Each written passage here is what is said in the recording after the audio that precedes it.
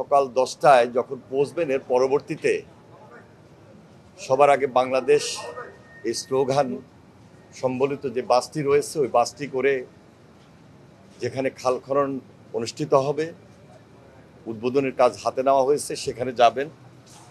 এবং আমরা আশা করছি যে খাল খনন কর্মসূচি উদ্বোধন শেষে এবং পাশেই সেখানে একটা জনসভা, সেই জনসভায় তিনি গুরুত্বপূর্ণ বক্তব্য রাখবেন। এর পরবর্তীতে দিনাজপুরে সুধী সমাবেশে তিনি অংশগ্রহণ করবেন এবং ওনার মাননীয় প্রধানমন্ত্রীর নানা নানি এবং খালার কবর জিয়ারত করার মাধ্যমে এই প্রোগ্রামটি শেষ হবে ইনশাআল্লাহ।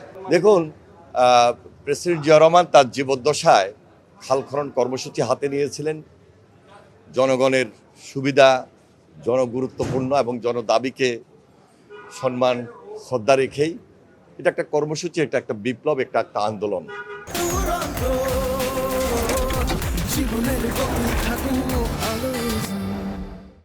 দীর্ঘদিন আমরা এই বিপ্লবে আন্দোলন থেকে বঞ্চিত ছিলাম। বিভিন্ন সময়ে আমরা লক্ষ্য করেছি, বিভিন্ন সরকারের সময় খাল খনন প্রক্রিয়া করতে গিয়ে অনেকে বাধাগ্রস্ত হয়েছেন। সেখানে অবৈধ স্থাপনা গড়ে উঠেছিল, সেখানে অনেকে দখল করে রেখেছেন, বা অনেক সময় অনেক সরকার এই ধরনের কর্মসূচি হাতে নেন নাই। আজকে আমাদের নির্বাচিত সরকার জনাব তারেক রহমানের নেতৃত্বে আমরা প্রেসিডেন্ট জিয়া রহমানের অসমাপ্ত কাজ এবং দেশনেত্রী বেগম খালেদা জিয়ার অসমাপ্ত যে কর্মসূচি রয়েছে সেগুলোকে সমাপ্তকরণের জন্য আমরা খুব জোরালোভাবে এই কর্মসূচি হাতে নিয়েছি। এবং এই কর্মসূচি শুধু একটা আন্দোলন বা একটা বিপ্লবের মধ্যেই থাকবে না, একটা গণজাগরণের মধ্য দিয়ে আমরা জনগণের পাশে থেকে এই কর্মসূচিটাকে অব্যাহত রাখবো, যেখান থেকে আমরা বেনিফিট পাবো, সুবিধা পাবো। যে জনগণ কিভাবে সেখানে খাল খনন কর্মসূচির যে সুবিধা, যেমন সেচের মাধ্যমে উৎপাদন প্রক্রিয়াকে আমরা আরও উৎপাদন দ্বিগুণ করতে পারি, মাছের চাষ হবে, তারপরে খালের দুই পাড়ে গাছের ফলন হবে, আমাদের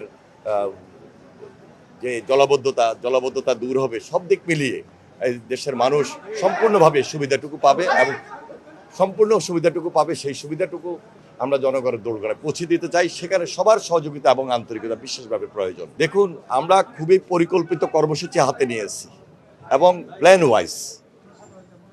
যেহেতু আমরা এদেশে নির্বাচনের মধ্য দিয়ে জনগণের ম্যান্ডেট নিয়ে আমরা এসেছি, জনগণের সুবিধার জন্য যে কাজটুকু জনগুরুত্বপূর্ণ, জনদাবির মধ্যে পড়ে, কোনোভাবেই দেশের অর্থ যেন ক্ষতিগ্রস্ত না হয়, লুণ্ঠনও না হয়, দুর্নীতিকে সম্পূর্ণভাবে আমরা এমনভাবে ফেস করব, মোকাবেলা করব, একটা জিরো টলারেন্সে রেখে সকল দিক বিবেচনায় খাল খনন কর্মসূচি আমরা হাতে নিয়েছি। আমরা মন্ত্রণালয়ের পক্ষ থেকে আমরা খুব সজাগ রয়েছি, খুব সতর্ক আছি এবং সাধারণ মানুষের সুবিধা, সাধারণ মানুষের উপকার খাল খনন কর্মসূচির মাধ্যমে আমরা যেন জাতিকে, দেশের মানুষকে পৌঁছে দিতে পারি, সেটা আমাদের নজর থাকবে। আমরা ডে 1 থেকে কাজ শুরু করেছি এবং 180 দিনকে সামনে টার্গেট রেখে অনেকগুলো কর্মসূচি আমরা হাতে নিয়েছি। তার মধ্যে খাল খনন কর্মসূচিটা খুব উল্লেখযোগ্য এবং এই খাল খনন কর্মসূচির মাধ্যমে জাতির আশা, জাতির প্রত্যাশা যে তারা অনেক সুবিধা পাবে, সেই সুবিধাটুকু আমরা মানুষের দোরগোড়ায় পৌঁছে দিতে চাই। আগামীকালকে আমাদের যে কর্মসূচি রয়েছে, এটা 54টা জেলায় একসঙ্গে 54টা খাল খনন অথবা পুনঃখননের মাধ্যমে এই কর্মসূচি উদ্বোধন হবে। মাননীয় প্রধানমন্ত্রী দিনাজপুরের কাহারোল উপজেলার সাহাপাড়া খালটি যখনই উদ্বোধন করবেন, এর পাশাপাশি অন্যান্য জেলায় মাননীয় মন্ত্রী, প্রতিমন্ত্রীগণ বিভিন্ন জেলায় এই কর্মসূচি হাতে নিয়েছেন, উদ্বোধন করবেন। এবং এই কর্মসূচি হাতে নেওয়ার কারণে, স্বাভাবিক কারণেই আমি আগেও বলেছি, এখনও বলছি, যে অনেক প্রতিবন্ধকতা, অনেক জায়গায় অনেক খাল দখল হয়েছে, সে দখল মুক্ত করা, বর্জ্য আবর্জনার স্তূপ জমে আসছে, সেগুলা অপসারণ করা, সব দিক বিবেচনা করে আমরা কিভাবে আমাদের কর্মসূচি, আমাদের টার্গেট অনুযায়ী আমরা বুঝতে পারি, সেদিকে আমাদের বিশেষ নজর থাকবে এবং তার জন্য যা যা করার দরকার সেই দায়িত্বটুকু আমরা গ্রহণ করব জনগণের স্বার্থে, জনগণের প্রয়োজনে। 54টা জেলায়